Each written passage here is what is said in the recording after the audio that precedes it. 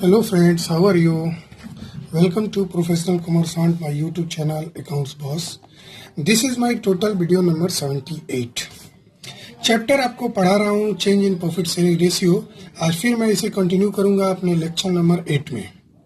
Topic आज नया होगा, concept of weighted average profit method. हम लोग गुडविल के कैलकुलेशन पढ़ रहे हैं, calculation of goodwill, valuation of goodwill जिसको बोलते हैं। उसमें हम लोग आज नया मेथड का पढ़ेंगे, चर्चा करेंगे, जिसका नाम है वेटेड एवरेज प्रॉफिट मेथड। खैर, इससे पहले मैं आपको ड्रॉबैक बता दूं, सिंपल एवरेज प्रॉफिट मेथड की क्या कमी थी। सबसे पहली बात, trend of profitability is not considered. Average profit method में जो प्रॉफिटेबिलिटी का ट्रेंड होता है उसको फॉलो नहीं होता है। ट्रेंड का मतलब होता है, मान लो अगर प्रॉफिट राइज कर रहा है, बढ़ रहा है, तो उस पे उसको फोकस नहीं होता है, वो बस एवरेज कर देता है। घट रहा है प्रॉफिट, लगातार घट रहा है, पिछले 4 साल से प्रॉफिट घट रहा है, उसको वो कंसीडर नहीं करता है एवरेज प्रॉफिट मेथड। लेकिन वेटेड एवरेज प्रॉफिट मेथड उसको कंसीडर करता है। दूसरी बात ड्रॉबैक था कि एवरेज प्रॉफिट मेथड में हर साल के प्रॉफिट को इक्वल वेटेज मिलता था। हर साल के प्रॉफिट को इक्वल वेटेज मिलता था। ऐसा नहीं है कि अगर इस साल प्रॉफिट ज्यादा है करंट ईयर में तो उसको ज्यादा वेट मिले, ऐसा नहीं है। वो हर साल, चाहे वो मतलब मान लो 4 साल का ले लेते हैं, 2020 है, 19 है, 18 है, 17 है, तो चारों साल के प्रॉफिट को इक्वल वेट मिलता था, जो कि ड्रॉबैक था wait simple average profit method का। और ये डिस्टिंक्शन नहीं कर पाता था कि अगर किसी बिजनेस का प्रॉफिट राइज कर रहा है या प्रॉफिट घट रहा है लगातार, दोनों ही सिचुएशन में उसका एवरेज प्रॉफिट सेम ही आता था। आप खुद से एवरेज प्रॉफिट निकाल लो, ऐसा कोई प्रॉफिट ले लो, जैसे कि मैं आपको बताता हूँ, रुको। Actually I was finding my rough copy, मैं आपको बता दूं जरा। जैसे मान लो ये 2018 का प्रॉफिट है, 2019 का है, 2020 का है, ठीक है। जरा सिंपल हम लेंगे, ये 10,000 है, ये 15,000 है, ये 20,000 है। आप गौर कर रहे हैं प्रॉफिट राइज कर रहा है, प्रॉफिट राइज कर रहा है, चाहे फॉल करने वाला भी ले लो, 20,000, 15,000 और 10,000। आप गौर कर रहे हैं इसमें प्रॉफिट फॉल कर रहा है, यहाँ प्रॉफिट फॉल कर रहा है, यहाँ प्रॉफिट राइज कर रहा है। अब दोनों ही केस का एवरेज उतना ही आएगा, आप जोड़ के निकाल लो। 20, 10, 30 और 15 कितना हो जाएगा, 45,000। यहाँ भी जोड़ेंगे तो कितना हो जाएगा बच्चा, 20, 10, 30 और 45,000। अब इसको एवरेज करेंगे, 3 से डिवाइड करो दोनों जगह, तो हमारा 15,000 दोनों ही केस में आ रहा है। मतलब वैसा बिजनेस जिसका प्रॉफिट राइज कर रहा है, चाहे वैसा बिजनेस जिसका प्रॉफिट फॉल कर रहा है, दोनों ही केस में एवरेज प्रॉफिट 15,000 आ रहा है, जो कि ड्रॉबैक है एक सिंपल एवरेज प्रॉफिट मेथड में, ठीक है। और यही ड्रॉबैक को दूर कर दिया गया वेटेड एवरेज प्रॉफिट मेथड में। इसीलिए वेटेड एवरेज प्रॉफिट को हम लोग मॉडिफाइड वर्जन बोलते हैं सिंपल एवरेज प्रॉफिट मेथड का, ठीक है बच्चा। This method is modified, weighted average profit method का हम बात कर रहे हैं। This method is modified version of average profit method. ये एक मॉडिफाइड वर्जन है एवरेज प्रॉफिट मेथड का। In this method weight is assigned to each year. हर साल वेट मिलता है, और जो हाईएस्ट वेट मिलता है वो करंट ईयर के प्रॉफिट को मिलता है, राइजिंग के केस में, सही बोले। Normal business profit for each year is multiplied with assigned weight to determine weighted profit. आपने वेटेज वाला क्वेश्चन आपने इकोनॉमिक्स में कहीं पढ़ा होगा, आप यहाँ भी आप पढ़ेंगे सेम। मैं आपको क्वेश्चंस बना के बताऊंगा, थोड़ा फॉर्मूला देख लो।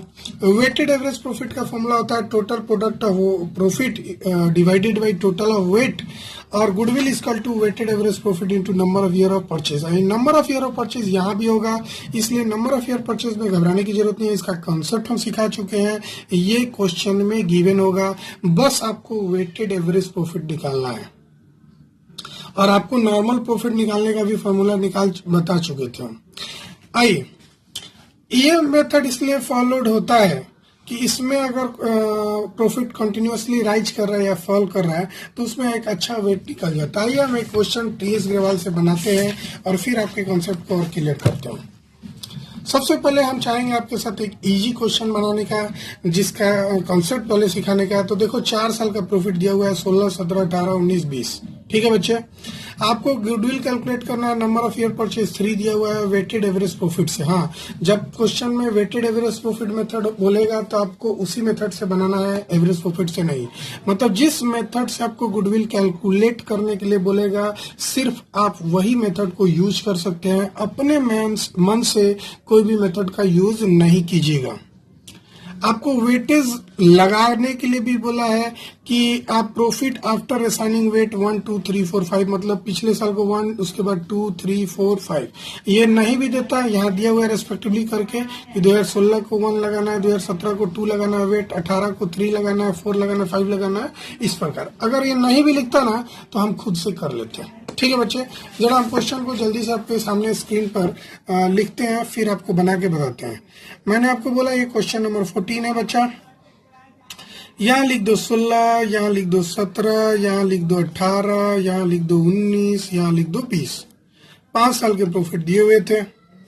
आपका प्रॉफिट है, लॉस वाला क्वेश्चन नहीं है, वैसे लॉस भी रहेगा तो आप उसको कंसीडर करेंगे निगेटिव फिगर के साथ, और निगेटिव फिगर के लिए हम अकाउंट्स वाले स्टूडेंट ब्रैकेट में लिखते हैं, कोई दिक्कत नहीं है बच्चा।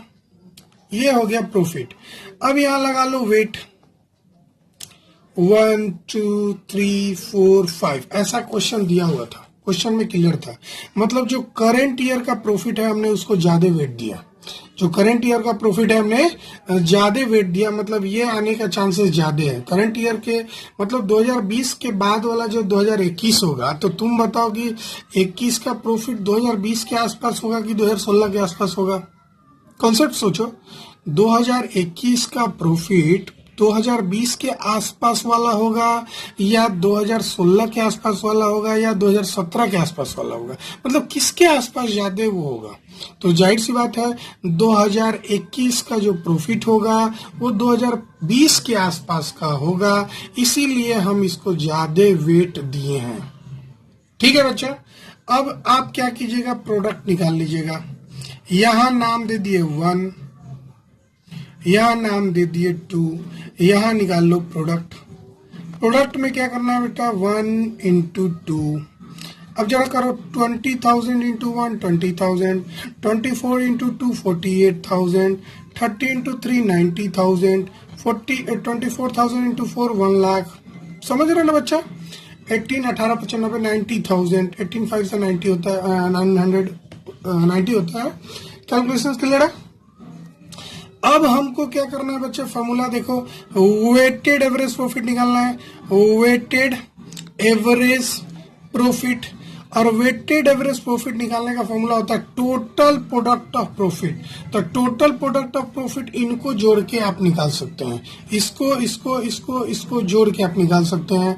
तो जल्दी से हम लोग टोटल प्रोडक्ट ऑफ प्रॉफिट निकालते हैं। I have my calculator, I will use calculator but you don't use calculator, because मैं फिर से बता दूं सीबीएसई बोर्ड में कैलकुलेटर अलाउ नहीं है।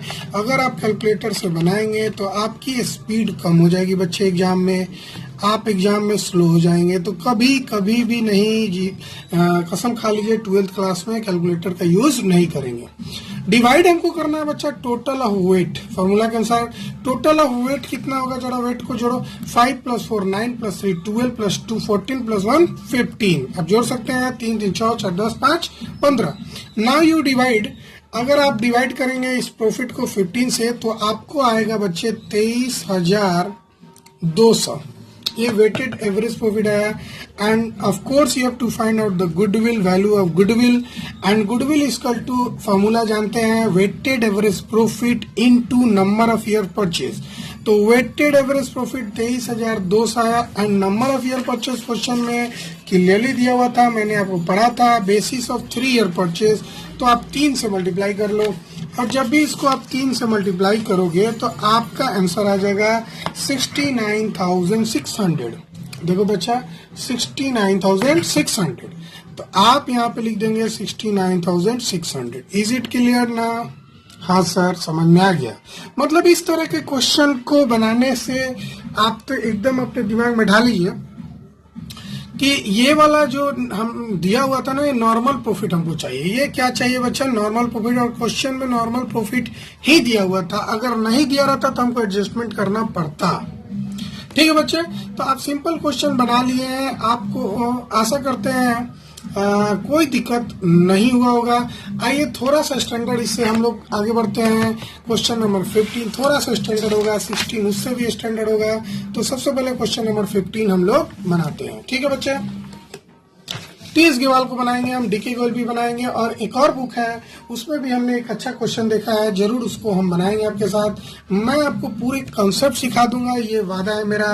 वेटेड एवरेज प्रॉफिट आप देखते बनाएंगे, ऐसे चिटकी में बनाएंगे बच्चे आप। आइए, रमन दमन और partners sharing profit into ratio of 60:40। तो इसका कटा लीजिएगा बच्चा, हम यूजिंग पेंसिल। आप रिड्यूस फॉर्म कर सकते हैं। 23 जा 60 एंड 22 जा 40, रेशियो हो गया 3:2।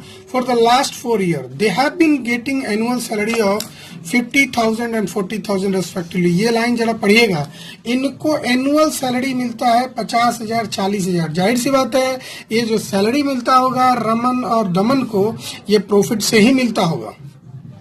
पिछले the annual accounts have shown the following net profit before charging partner salary। ये जो सैलरी है बच्चे, जाहिर सी बात है इसमें से पार्टनर का सैलरी नहीं घटाया गया है, तो आपको तो सैलरी घटाना पड़ेगा।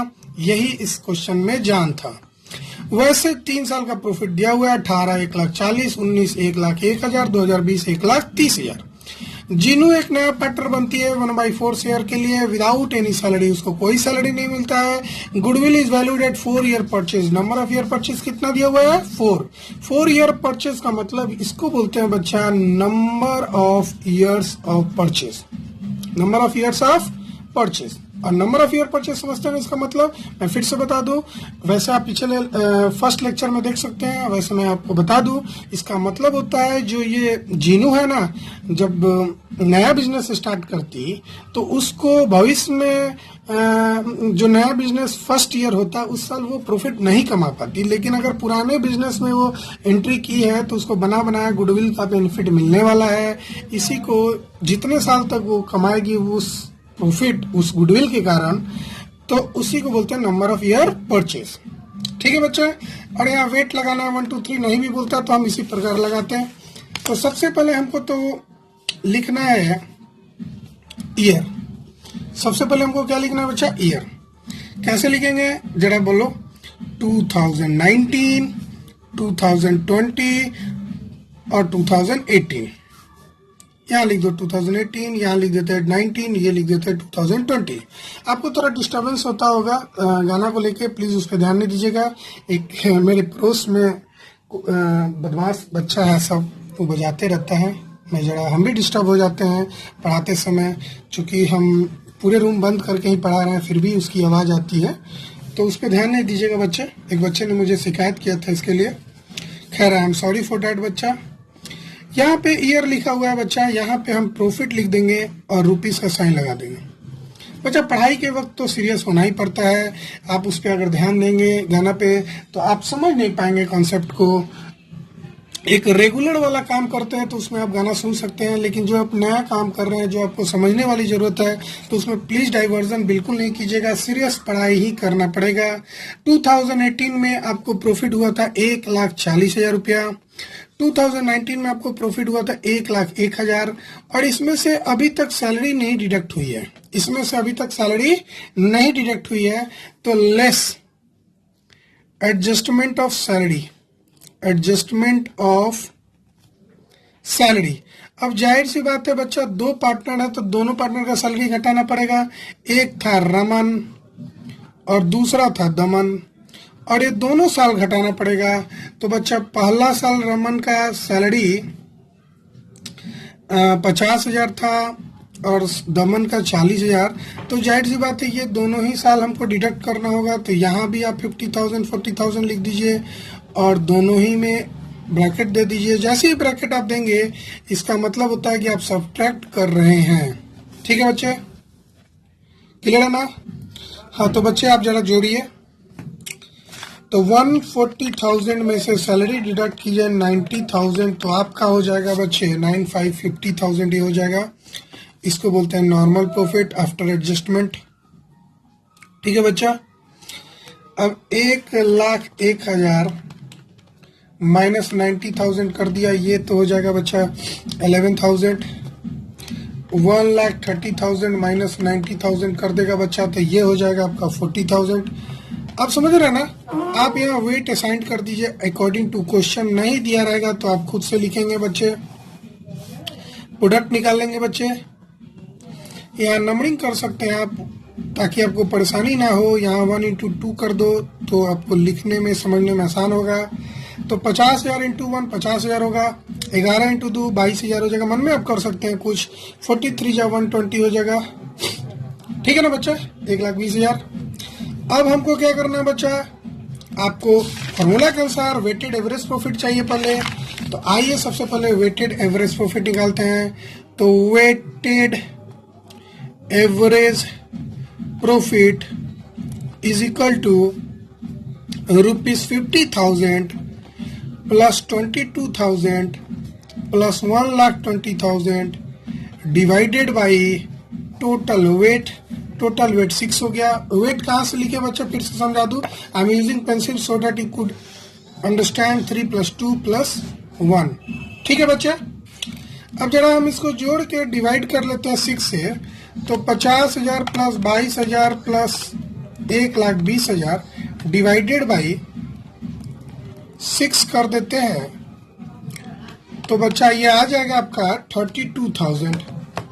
अब जाहिर सी बात है, गुडविल का फॉर्मूला जानते हैं, weighted average profit into number of year purchase. और गुडविल का फॉर्मूला बैठाते समय आप फॉर्मूला लिख भी सकते हैं एग्जाम में। ठीक है बच्चा। यहाँ नंबर ऑफ ईयर परचेस 4 दिया हुआ था, नंबर ऑफ ईयर परचेस दिया हुआ था 4।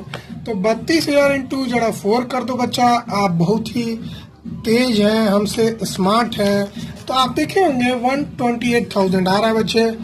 128,000 दिख रहा है ना बच्चे। तो आई हैव रिटन हियर 128,000। कोई दिक्कत नहीं है ना बच्चे। क्वेश्चन नंबर 15 में यहाँ पे बच्चे क्या करते थे ना, सैलरी नहीं डिडक्ट कर पाते थे। कुछ बच्चे मिस्टेक कर देते हैं। और यहाँ पे सैलरी तो क्लियर दिया हुआ है 40-50, कहीं कहीं लिखा रहेगा ना कि 2 पार्टनर है 40,000 ईच है, तो आपको दोनों का सैलरी डिडक्ट करना होगा। वैसे क्वेश्चन में अगर आफ्टर सैलरी रहता तो इसको डिडक्ट करने की जरूरत नहीं रहता। इस क्वेश्चन में देखिए बिफोर चार्जिंग सैलरी लिखा हुआ है, बिफोर चार्जिंग सैलरी है। अगर इसी क्वेश्चन में आफ्टर चार्जिंग सैलरी होता तो इस पर ध्यान नहीं देना होता। ठीक है बच्चे। आइए बच्चे जरा ध्यान से क्वेश्चन नंबर 16 अब हम लोग बनाते हैं, समझते हैं। क्वेश्चन नंबर 16 का बहुत सारी इंपॉर्टेंट बातें हैं, मैंने पहले से ही टिक लगा रखा है जो आपको बताना है। तो क्वेश्चन नंबर 16 में सबसे पहले हमको कैलकुलेट करना है goodwill of the firm on the basis of 3 year purchase. मतलब number of year purchase question में क्लियरली दिया हुआ है 3 में। मतलब कभी कभी क्वेश्चन में ये जो नंबर ऑफ ईयर परचेज है ना बच्चा, ये क्वेश्चन के लास्ट में रहता है, कभी कभी शुरू में रहता है। तो ये आपको जरा ध्यान से देखना है, ठीक है ना। अवेटेड एवरेज प्रॉफिट मेथड को फॉलो करना है लास्ट 4 ईयर का। तो लास्ट 4 ईयर का प्रॉफिट दिया हुआ है 17 का 25,000, 18 का 27,000, 19 का 46,900 और 20 का 53,810, 53,810। आपका वेट लगा के दिया हुआ है, असाइंड करके दिया हुआ है। 2017 के लिए वेट लगाना है 1, 18 के लिए 2, 19 के लिए 3, 20 के लिए 4। अगर क्वेश्चन में वेट नहीं भी दिया रहता ना तो आप ऐसे ही वेट लगाते, मतलब जो करंट ईयर है उसको ज्यादा वेटेज आप देते, खुद से देते। ये वेटेज एवरेज प्रॉफिट का फॉर्मूला है, रूल है। वैसे आपको हर क्वेश्चन में वेट लगा के देगा, घबराने की जरूरत नहीं है। एडजस्टमेंट नंबर 1 पढ़ते हैं। On 1st April 2017, a major plant repair was undertaken for 10,000, which was charged to revenue.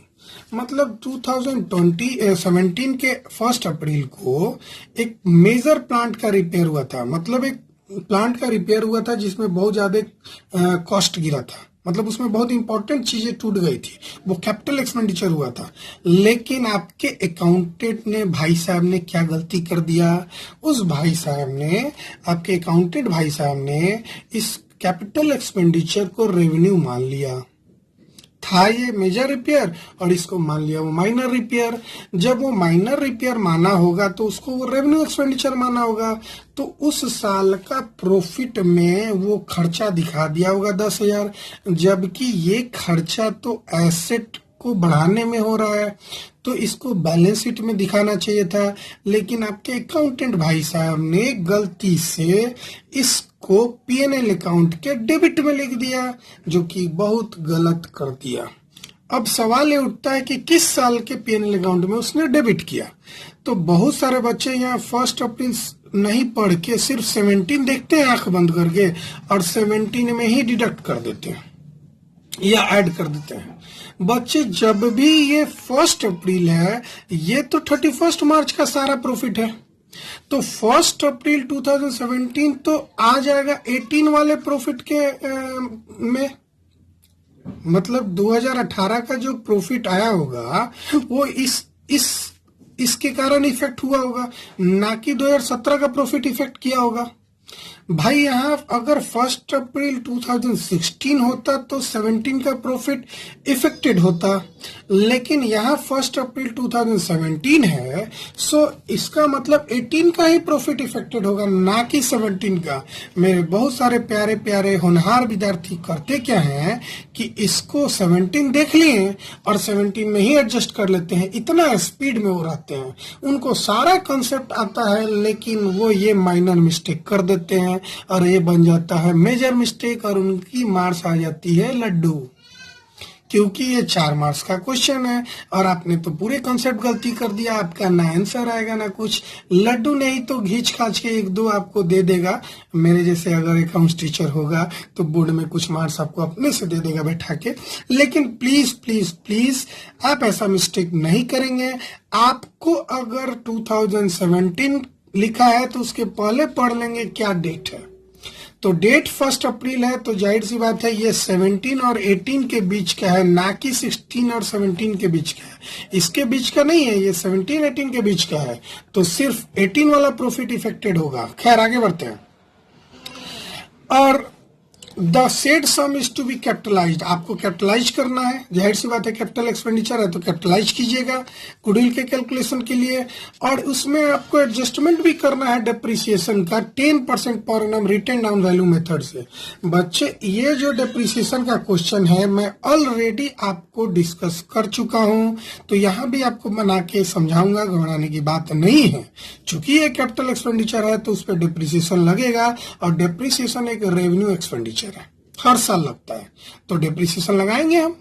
18 में हुआ है तो 19-20 में भी लगाएंगे, है ना। क्यों 19-20 में भी लगाएंगे बच्चे, मैं फिर से बता दूं भाई। 18 में डेप्रिसिएशन लगा तो एसेट तो वो बिक नहीं रहा है ना, तो आगे वाले साल में भी कंटिन्यू हुआ होगा 19 में, तो 19 में भी डेप्रिसिएशन घटेगा, 2020 में भी डेप्रिसिएशन घटेगा।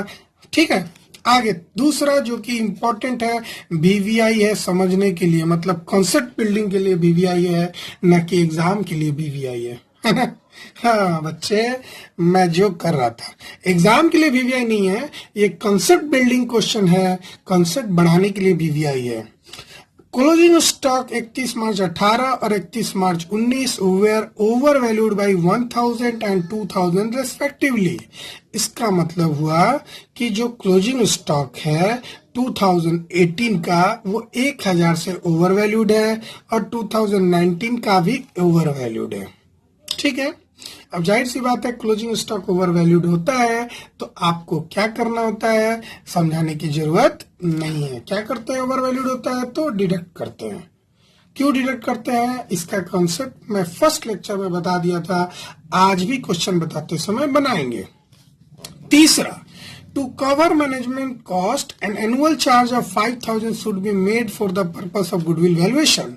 ये क्लियरली क्वेश्चन में बोला हुआ है कि गुडविल वैल्यूएशन करने के लिए मैनेजमेंट का कॉस्ट सालाना 5000 डिडक्ट करना पड़ेगा। तो आप बिना कुछ बोले मैनेजमेंट कॉस्ट दे दीजिएगा हर साल। ठीक है, 3 एडजस्टमेंट के साथ एक क्वेश्चन था और एक अच्छा क्वेश्चन था। आइए क्वेश्चन नंबर 16 आपके साथ हम डिस्कस करें। हाँ बच्चे, आप चाहते हैं कि मैं स्केल से पहले ही ड्रॉ कर लूं, तो ये 2020 हुआ, ये 2019 हुआ, ये 2018 हुआ और ये 2017 हुआ। ठीक है बच्चे, है ना, कोई दिक्कत नहीं है आपके साथ, क्लियर है ना। आप तो प्यारे प्यारे बच्चे हैं, आपको क्या दिक्कत होगा, है ना। चलिए, यहाँ लिखते हैं बच्चे 2017, यहाँ लिखते हैं 2018, यहाँ लिखते हैं 2019, यहाँ लिखते हैं 2020। दिख रहा है ना बच्चे? यहाँ लिख देते ईयर, यहाँ लिख देते हैं प्रॉफिट, यहाँ रुपीस का साइन लगा देते हैं। 2017 का जो प्रॉफिट था भैया आपके साथ मैं शेयर कर रहा हूँ 25,000। 18 का बच्चा था 27,000। 19 का था 46,900। 20 का था बच्चे 53,810। क्वेश्चन में हमने पढ़ा था, आप भी देख लो जरा। दिखा? हाँ सर। खैर हमको इसमें एडजस्टमेंट करने हैं, तो यहां लिखेंगे एडजस्टमेंट, है ना। सबसे पहले एडजस्टमेंट नंबर 1 करेंगे। अब कोई भी एडजस्टमेंट पहले कर सकते हैं, आपको जो बुझाए आप कर सकते हैं, कोई सीक्वेंस की जरूरत नहीं है। हमने सबसे पहले किया बुक के अनुसार ही। आप चाहते हैं कि कोई पहले कर ले तो कर लीजिएगा, इसमें कोई पूछने वाली बात थोड़ी ना है। दूसरा, पहला कि आपको major repair treated as minor repair या रेवेन्यू रिपेयर एक्सपेंडिचर। तो मेजर रिपेयर 2017 का अप्रैल में हुआ था, 1 अप्रैल को, तो 2018 में 10,000 से घटा दिए थे उस साल का प्रॉफिट। भाई उस साल मेजर रिपेयर हुआ था तो आप उस साल के प्रॉफिट घटा दिए थे। अब आपको क्या करना पड़ेगा बच्चे? ऐड करना पड़ेगा। क्यों ऐड करना पड़ेगा? क्योंकि सर जब हम 2018 का प्रॉफिट निकाल रहे थे ना, तो ये 10,000 हमने घटा दिया था। अब ये घटना नहीं चाहिए था, इसीलिए सर जोड़ देंगे। ठीक है बच्चे। फिर लेस करेंगे बच्चे डेप्रिसिएशन। अब डेप्रिसिएशन लेस क्यों करेंगे? भाई डेप्रिसिएशन तो लेस करना ही पड़ेगा, क्योंकि ये तो अब कैपिटल एक्सपेंडिचर है, और कैपिटल एक्सपेंडिचर पे तो आपको डेप्रिसिएशन लगाना पड़ेगा, है ना। तो आइए मेरे साथ वर्किंग नोट में आते हैं। यहां लिखते हैं वर्किंग नोट नंबर 1। आप भी दिखाइएगा एग्जाम में। हाँ, लिखेंगे कैलकुलेशन ऑफ डेप्रिसिएशन। ठीक है। सबसे पहले बुक वैल्यू ऑन 1 अप्रैल 2017 10,000 का था, है ना। अब इसमें से लेस कर देंगे डेप्रिसिएशन। भाई डेप्रिसिएशन कहां से कहां लेस करेंगे? फ्रॉम 1 अप्रैल टू 31 मार्च। भाई 17 और 18। ठीक है। तो कितना हो जाएगा? तो 10,000 का 10% रिटर्न ऑन वैल्यू है, तो 12 महीना हुआ, तो ये 1,000 हो जाएगा कट के, और डिडक्ट करके 9,000 हुआ। इसको बच्चे हम लोग बोलते हैं रिटर्न ऑन वैल्यू या बुक वैल्यू ऑन 1 अप्रैल 2018। ठीक है। फिर हम लेस करेंगे बच्चे डेप्रिसिएशन फ्रॉम, कहां से? 1 अप्रैल 2018 टू 31 मार्च 2019। सर आगे वाले में क्यों निकालना पड़ रहा है? भाई डेप्रिसिएशन मैंने बताया ना, एसेट तो सेल हो नहीं रहा है, तो आगे जितने साल होंगे क्वेश्चन में हर साल के प्रॉफिट में से डेप्रिसिएशन घटाए होंगे। क्योंकि अगर आप 2018 में नहीं डिडक्ट किया था डेप्रिसिएशन, तो जाहिर सी बात है 2019 में भी डेप्रिसिएशन नहीं घटाया होगा, 2020 में भी डेप्रिसिएशन नहीं घटाया होगा। तो हर साल का प्रॉफिट आपने गलत लिख दिया है, और गलत को सुधारना ही तो है हमको। ठीक है, उसी का तो एडजस्टमेंट कर रहे हैं हम लोग। तो आप निकालेंगे 9,000 पे। क्यों 9,000 पे निकालेंगे? क्योंकि ये WDV मेथड है, रिटर्न ऑन वैल्यू मेथड है, और WDV का कॉन्सेप्ट है जो घट के फिगर आता है उस पे डेप्रिसिएशन निकलता है। हाँ बच्चे, आप 11th में पढ़े थे, आपको हम फिर से बच्चे की तरह पढ़ा रहे हैं ना, कोई बात नहीं। अब बहुत सारे बच्चे भूल गए होंगे 11th का, उनके लिए ये है। इसको बोलेंगे बुक वैल्यू ऑन 1 अप्रैल 2019। अभी तो 1 साल और बाकी है, 19-20 बाकी है ना, तो 20 के लिए निकाल लो। डिप्रिसिएशन कहाँ से बच्चे? फ्रॉम 1 अप्रैल 2019 टू 31 मार्च 20। भाई इतना करना पड़ेगा एग्जाम में? हाँ सर, डिप्रिसिएशन निकालने के लिए तो बहुत कुछ करना पड़ेगा, आपको दिखाना पड़ेगा। थोड़ा शॉर्टकट मार सकते हैं, जो स्टेटमेंट लिखे हैं थोड़ा बहुत छोड़ सकते हैं आप। भाई घटाएंगे तो 810 आएगा, और ये घटाने की जरूरत नहीं है। वैसे ये मैं लिख देता हूँ बुक वैल्यू ऑन 1 अप्रैल 2020, लेकिन इसको लिखने की जरूरत नहीं है। दिख रहा है आप, ये लिखने की जरूरत नहीं है बच्चे, ये घटाने की जरूरत नहीं है। तो 8100 में 810 गया, तो बहुत सारे बच्चे को तो याद हो गया होगा ये वाला क्वेश्चन। 10,000 वाला जब क्वेश्चन होता है ना, तो 10,000 का अगर 10% वाला होगा तो पहला 1,900 याद कर लीजिएगा। अगर आपको याद भी करना है तो 10,000 का अगर 10% वाला क्वेश्चन है रिटेन डाउन वैल्यू का, तो इसका डेप्रिसिएशन 1,09,810 होता है। 3 साल का तो कम से कम याद कर लीजिएगा।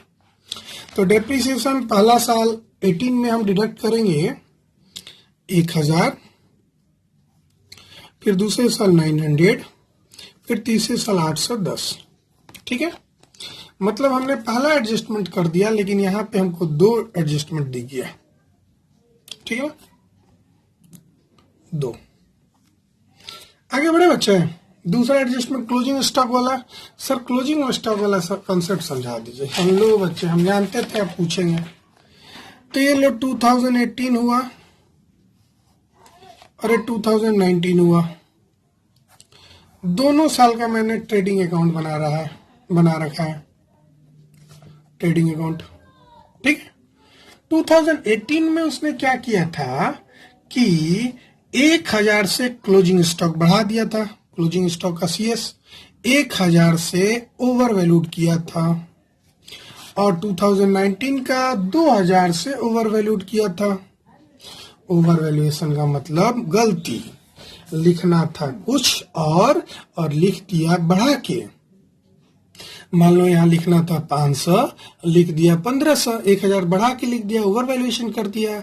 जब भी क्लोजिंग स्टॉक में ओवर वैल्यूएशन होगा तो ग्रॉस प्रॉफिट बढ़ जाएगा बच्चे। अब रुपये, मान लो क्रेडिट साइड अगर ज्यादा हो 1,000 से, तो आपका ग्रॉस प्रॉफिट 1,000 से क्या होगा? ज्यादा होगा। आप क्वेश्चन बना के समझ सकते हैं कि सर क्रेडिट में अगर 1,000 आप ज्यादा लिखेंगे ना, तो ग्रॉस प्रॉफिट ऑटोमेटिक 1,000 से बढ़ जाएगा, और यहाँ पे ग्रॉस प्रॉफिट 2,000 से बढ़ जाएगा, क्योंकि उधर क्रेडिट में क्लोजिंग स्टॉक 2,000 से ज्यादा है। तो जाहिर सी बात है ग्रॉस प्रॉफिट 2,000 से ये ज्यादा हो जाएगा। कोई दिक्कत नहीं ना? हाँ सर, क्लोजिंग स्टॉक बढ़ेगा तो ग्रॉस प्रॉफिट ऑटोमेटिक बढ़ेगा, और ग्रॉस प्रॉफिट बढ़ेगा तो घूम फिर के नेट प्रॉफिट भी बढ़ जाएगा।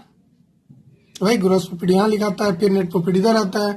तो ग्रॉस प्रॉफिट अगर 2,000 से ज्यादा है, ओवर वैल्यूड है, तो नेट प्रॉफिट भी ओवर वैल्यूड होगा। कंसेप्ट क्लियर है ना? हाँ, तो आपको यहाँ पे तीसरा में क्या करना है बच्चा?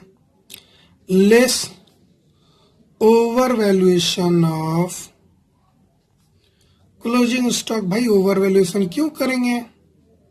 लेस, भाई प्रॉफिट बढ़ गया, बढ़ना नहीं चाहिए था ना, अब उसको नॉर्मल करने के लिए घटाना पड़ेगा। तो 2018 में, हाँ सर 2018 में 31 मार्च है, इसीलिए 18 में ही लेंगे। 2018 में 1,000 से क्लोजिंग स्टॉक ओवर वैल्यूड था, तो 1,000 माइनस कर देंगे। 2019 में 2,000 से था, तो 2019 में माइनस कर देंगे। यहाँ कोई एरर नहीं था तो लिख देंगे। अब एक बात, कंसेप्ट की बात समझ लीजिए, हिडन बात समझ लीजिए, छुपा हुआ बात समझ लीजिए। इस क्वेश्चन में क्या इंपॉर्टेंट बात छुपा हुआ है बच्चे? अगर क्लोजिंग स्टॉक में एरर होता है ना, तो ओपनिंग स्टॉक में भी एरर होगा। भाई तुम सोचो ना कि जो 31 मार्च 2018 में क्लोजिंग स्टॉक हमने लिखा होगा, तो 1 अप्रैल 2018 में हम इसी को तो ओपनिंग स्टॉक माने होंगे। मतलब यहाँ 1,000 हमने ज्यादा लिखा था, तो 1 अप्रैल 2019 का ओपनिंग स्टॉक भी तो 1,000 से ज्यादा होगा। भाई क्लोजिंग स्टॉक ही तो ओपनिंग स्टॉक बन जाता है नेक्स्ट ईयर में। इस साल का क्लोजिंग स्टॉक अगले साल का ओपनिंग स्टॉक, उस साल का क्लोजिंग स्टॉक उसके आगे वाले साल के लिए ओपनिंग स्टॉक। मतलब अगर क्लोजिंग स्टॉक में गलती है तो ओपनिंग स्टॉक ऑटोमेटिक गलत होगा, 100% गलत होगा। लेकिन अगर ओपनिंग स्टॉक गलत है तो क्लोजिंग स्टॉक कोई जरूरी नहीं है गलत होगा, ये सही होगा। ओपनिंग स्टॉक के गलत होने से क्लोजिंग स्टॉक पे कोई इफेक्ट नहीं पड़ता है, लेकिन क्लोजिंग स्टॉक के गलत होने से ओपनिंग स्टॉक पे फर्क पड़ता है, क्योंकि क्लोजिंग स्टॉक 12 बजे 12 PM के बाद, मतलब रात के 12 बजे के बाद ओपनिंग स्टॉक बन जाता है। अरे देखो ना, 31 मार्च 18 रात के 12 बजे के बाद 1 अप्रैल 2018 हो जाएगा, तो क्लोजिंग स्टॉक ही तो ओपनिंग स्टॉक बन जाएगा ना। कंसेप्ट क्लियर है, ज्यादा बताने की जरूरत नहीं है सर।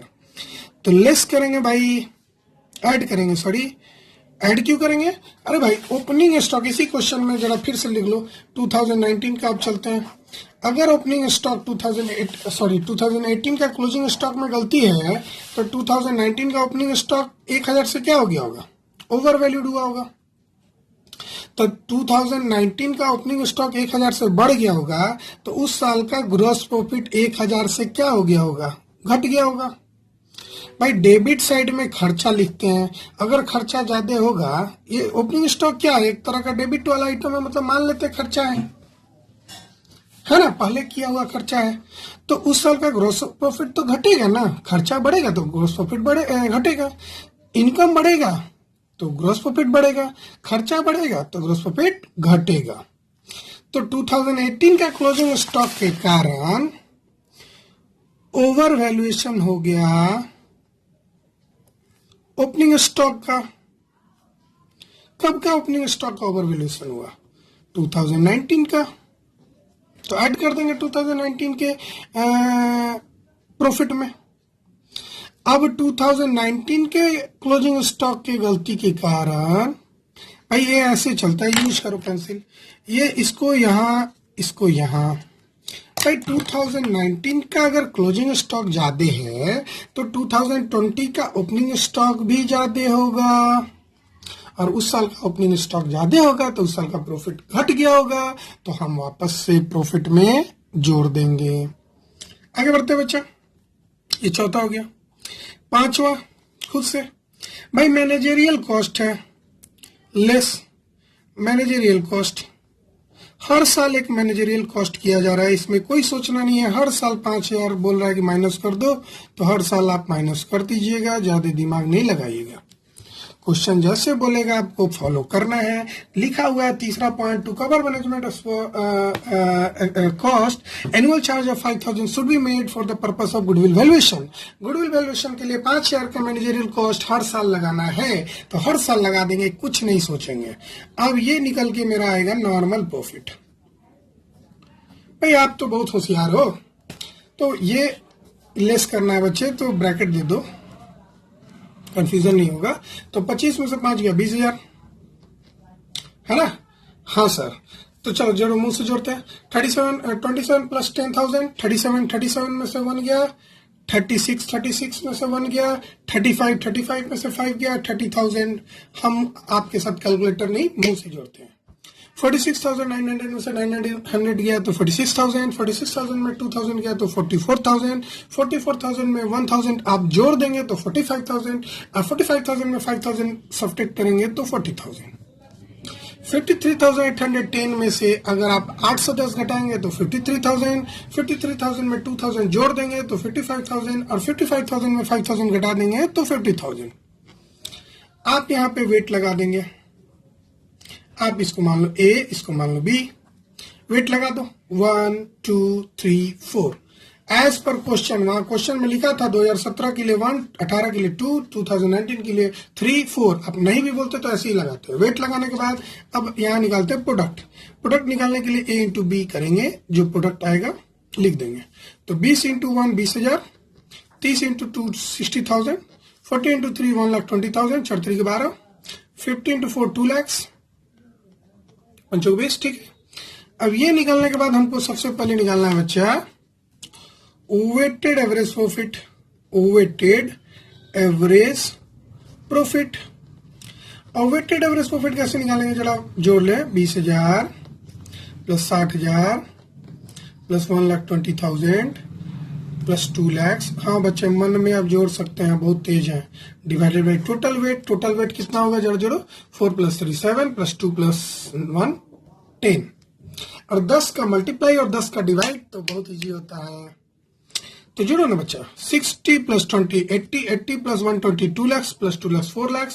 और 4 लाख को आप डिवाइड करेंगे 10 से तो आपका निकल के आएगा 40,000 वेटेड एवरेज प्रॉफिट।